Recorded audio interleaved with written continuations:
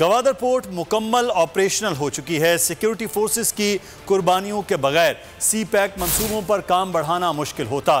Chairman CPEC authority lieutenant general retired Asim Saleem Bajwa کا ترقیاتی منصوبوں کی افتتاحی تقریب سے خطاب۔ کہا 40 کمپنیاں یہاں پر اپنی سرگرمیاں شروع کر چکی ہیں۔ 13 سال بعد Gwadar port free zone policy بنائی گئی۔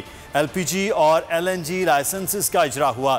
چیئرمین سی پیک اتھارٹی کا مزید کہنا تھا کہ 2200 ایکڑ پر فیز 2 منصوبے کے سنگ بنیاد سے اربوں ڈالر کی سرمایہ کاری کا نیا سلسلہ شروع ہوگا۔ گوادر میں جدید اسپتال، ایئرپورٹ اور ووکیشنل انسٹیٹیوٹ کی تعمیر بھی جاری ہے۔ 1.5 عشرے سے ترقی کے مختلف مراحل سے گزرتے ہوئے مکمل ہو چکا ہے۔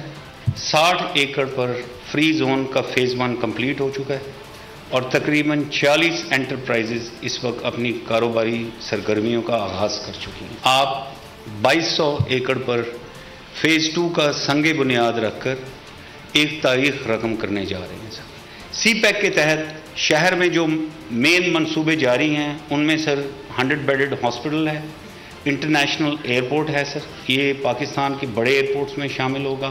گوادر کو ٹریڈنگ ہب بنانے کے لیے ٹرانس شپمنٹ پالیسی ہوئی سر۔